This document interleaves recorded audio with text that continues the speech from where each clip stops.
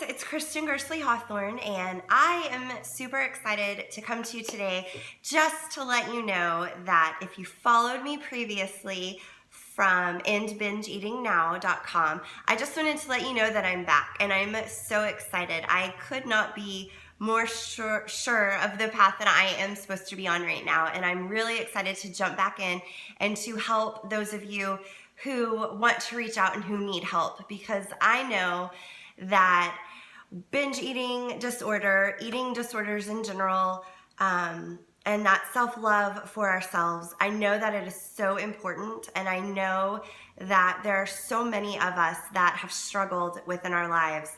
So I am just here to let you know that I struggled for a lot of years. I gained a lot of weight. I lost a lot of weight. And I'm here to help. And I could not be more excited. I'm just going to give you just a little backstory on me in case you're not familiar. So I'm 39 now, but when I was about 14, I learned the power of food. I learned that I could celebrate with food. I learned that I could cope with food when I was sad or frustrated. And I learned that food could become a really unhealthy friend to me. So I kind of dabbled in it a little, just overeating, not full on binge eating, but I was probably, 14, babysitting, going to someone's house. Maybe I had a bad day, or maybe I don't know. I had a bad grade at school. I'm not really sure. But whatever it was, if I wasn't feeling completely on top of it, I knew that I could go look in their pantry, and I knew that I would find something that would make me feel better in that moment. And so what started out as just overeating or doing it because my parents were a little strict with food, that rebellious part, it ended up really being a detrimental, powerful force in my life as I got older. So when I went away to college, as a size 2, and I only say that not because it's important, but not because the scale matters, because you guys, the scale does not matter, but just to give you an idea of where I was. So I was a cheerleader in high school, size 2, whatever, healthy. But I did develop a negative relationship with food, if you will. And so then when I went to college is freaking scary, right? Like, you're on your own, which was amazing, again, because I love my parents so much. But they were really strict. So I go away to college, and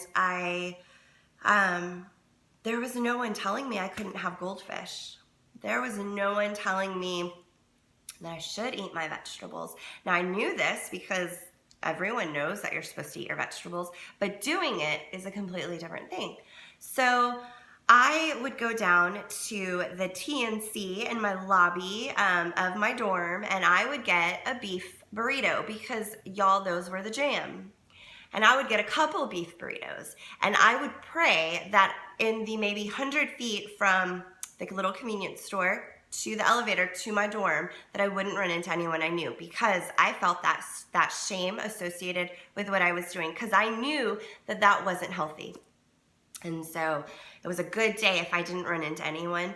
I would go upstairs to my dorm room. I would eat all of the burritos and maybe some cookies, maybe some chips. Chips were also my jam. And I would just eat and eat and eat to suppress whatever I was feeling. So first time I came home from college, my mom was like, whoa, because I had probably gained about 30 pounds. And I know that, you go away to school, you gain like the freshman 15, but this was something more. There was no way that I wanted to tell my mom. No way.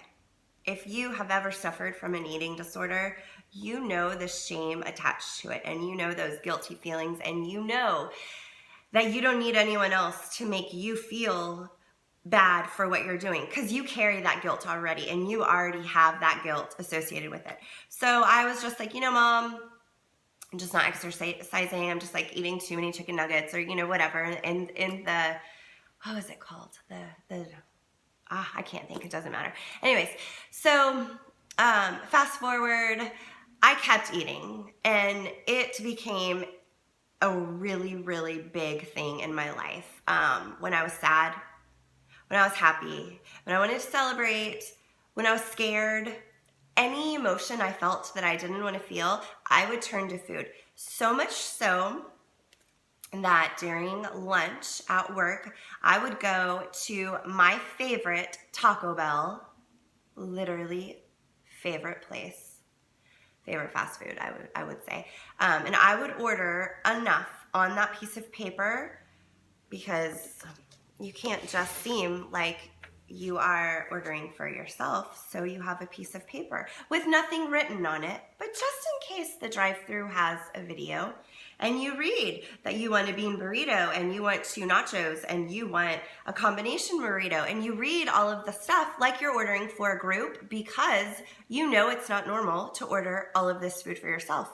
Because you also know that when you leave Taco Bell, that bag's going in the passenger seat, behind the passenger seat, and you know you're gonna go somewhere else. You're gonna go to Sonic and you're gonna order those cheddar peppers with ranch, maybe some popcorn chicken because it's good, and because why not? And you know that you're gonna put that in the back seat next to the Taco Bell, because you don't want the people at the drive-thru to know what you're doing. You don't want those people to know that you have already gone to 2 fast food restaurants and you're gonna hit up a third before you go to a parking lot to stuff your face to feel better in that moment. You don't want anyone to know your secret. I've been there, I know.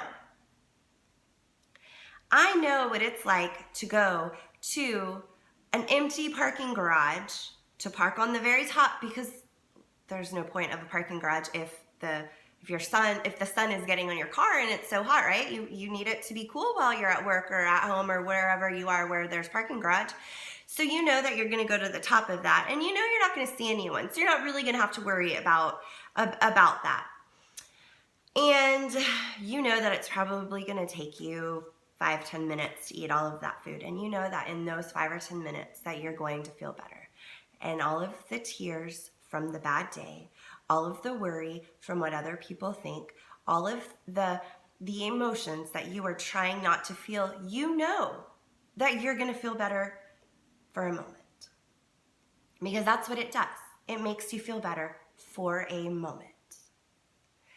You guys, if you're struggling with this, I've been there. And I know that for a moment, you feel euphoric and you feel like nothing is as bad. Or if you're celebrating, it's just the peak of it. I know. But I also know that 20 minutes later, after you've eaten that food, I know that you feel like the biggest piece of you-know-what in the whole world, because you caved and you bought all that food. And not only did you buy all the food, you ate all the food. I know that it is a cycle, and that every time you decide to give in to that binge, that you're gonna feel good, and then you're gonna feel bad. And then what does feeling bad do? It just perpetuates the cycle, because then you're gonna wanna binge again. Y'all, I've been there. And I have cried so many days wondering if I would ever have a normal relationship with food. I have looked at other people, whether I knew them or not, and almost pleaded with God to just let me have a normal relationship with food, so that I could see what that would be like on a day-to-day basis. To not say yes to dinner with someone, and before you go to dinner, to eat a dinner before. To not have every single move you make calculated and made because you are wondering when you can eat next. I get feeling like you are worthless, like you don't deserve better, like you are not enough. I get all of that. I have been in your shoes. I have walked that walk for 10 years. And it's also been 14 years since I binged. I have experience with what you're going through. I know what helped me. I know that finding a therapist was the number one thing, because I learned, no matter how many pleas I made with God, I learned that there is no quick fix, and that unless you fix the inside first, you cannot even begin to worry about the outside, because you're not going to be able to fix the outside without changing your habits, creating new actions, and getting to the root of why you turn to food. I know what it's like to wake up scared to death, to feel like you don't love yourself, to look in the mirror and for that person staring back at you, for you not even to know who they are. I get the sad stuff. I've been there.